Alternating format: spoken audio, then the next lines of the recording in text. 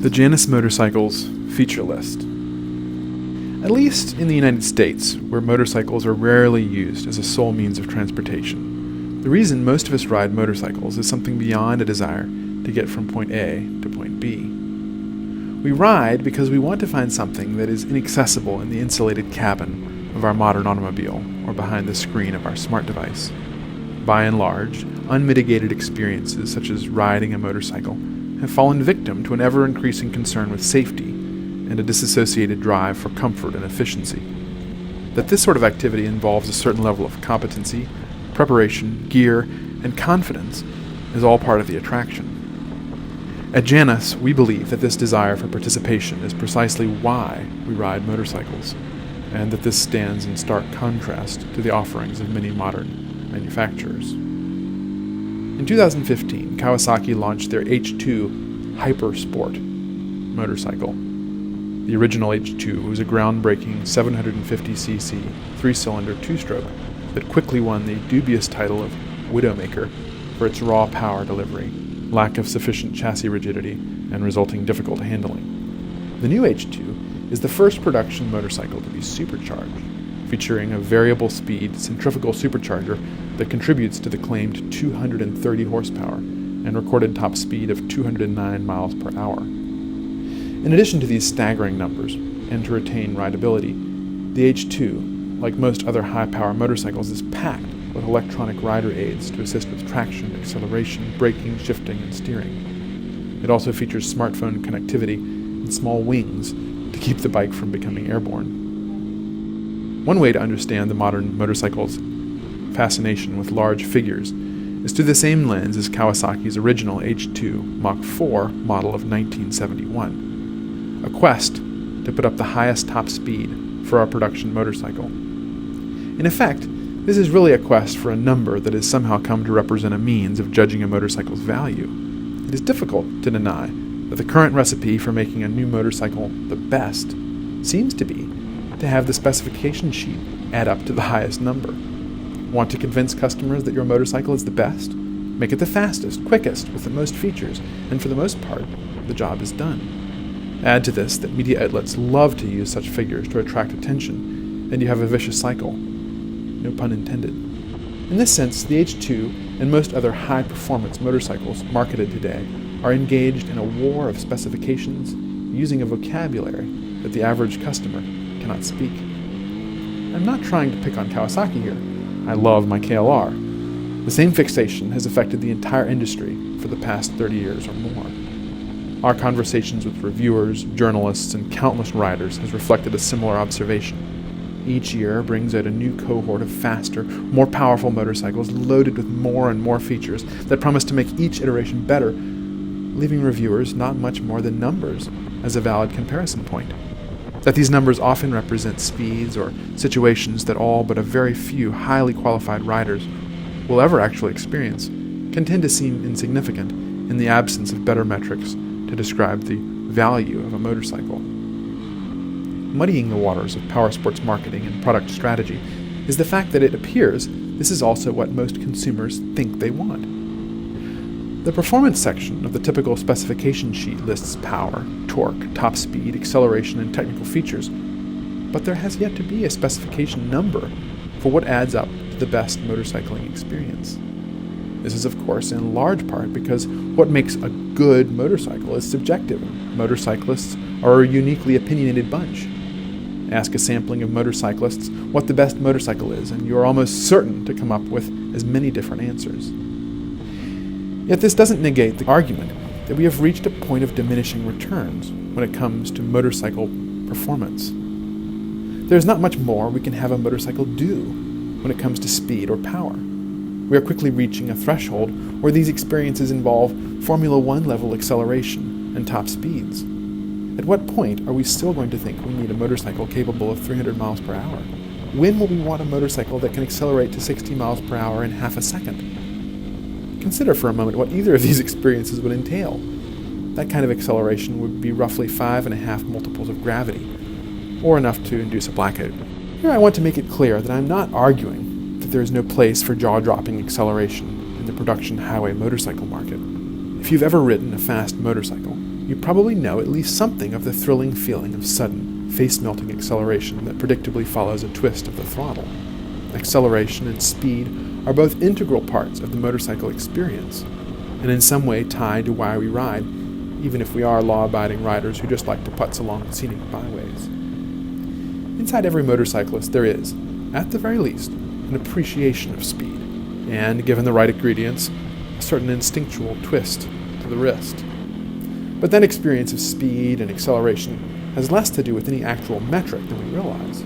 The thrill of riding a motorcycle cannot be distilled to a quarter-mile time or a specific mile per hour. Similarly, modern advances in motorcycle safety features have done much to make the act of riding dramatically safer. Anti-lock brakes, traction control, as well as advances in protective gear are all helpful in limiting the rider's exposure to risk. Yet the essence of motorcycling is to be exposed, and much as we can all appreciate the benefits of ABS, it is not a characteristic that is essential to the experience of riding. Specifications provide us with a means of describing how the motorcycle is capable of certain tasks, and how we can expect it to perform in various situations. It is the language of the engineer that he uses to evaluate, improve, and arrive at new designs. The language of the rider uses to describe the material characteristics of the motorcycle, its maintenance requirements, etc. However, this is not all there is to motorcycling. These contingent realities are necessary for the proper functioning of the motorcycle, but they are only the groundwork for the greater purpose of the bike. The perpetual risk of the spec sheet is its tendency to serve as a complete picture of the motorcycle, when in fact it can only serve as a description of how the motorcycle works from a quantitative perspective. This in turn leads us to evaluate motorcycles based on a limited viewpoint that places significance on performance figures and safety features to the detriment of our qualitative reason for riding in the first place.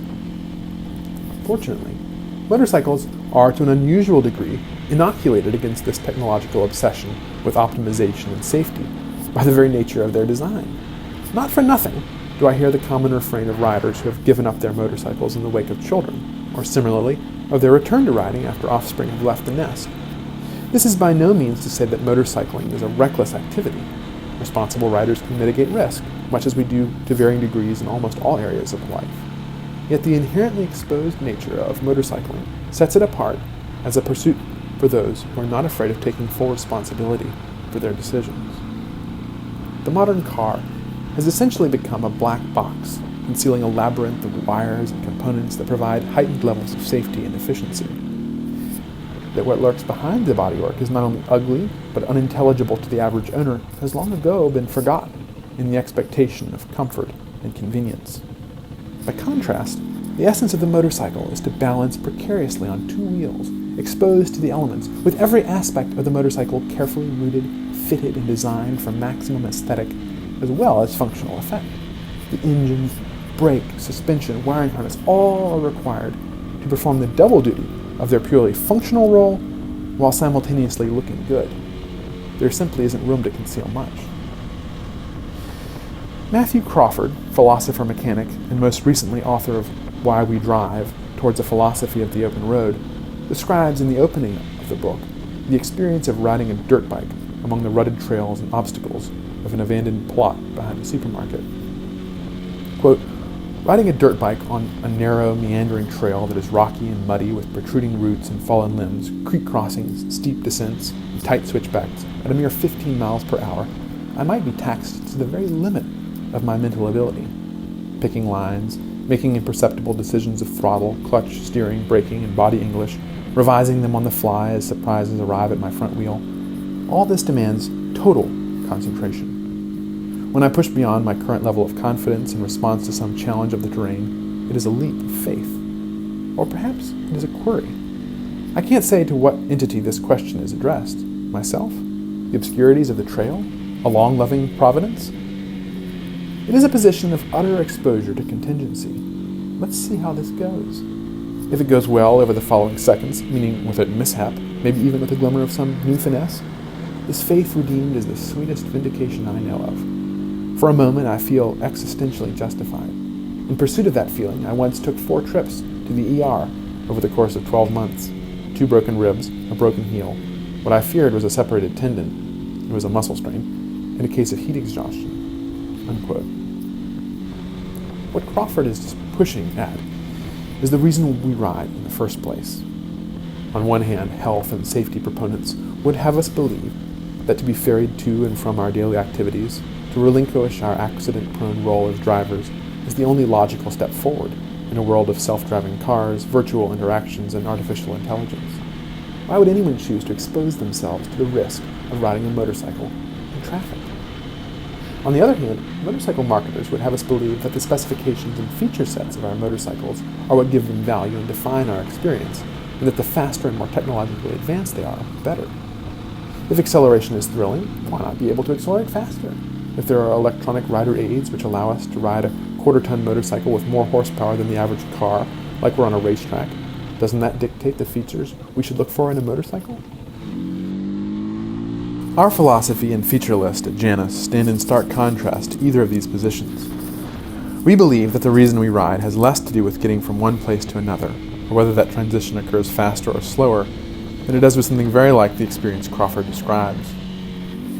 It is scarcely an exaggeration to think that to venture onto the highway, equipped with nothing more than a two-wheeled contraption and your wits and experience, amounts to a statement of defiance. We believe that this statement, this desire for participation in something truly meaningful, is the real reason we ride.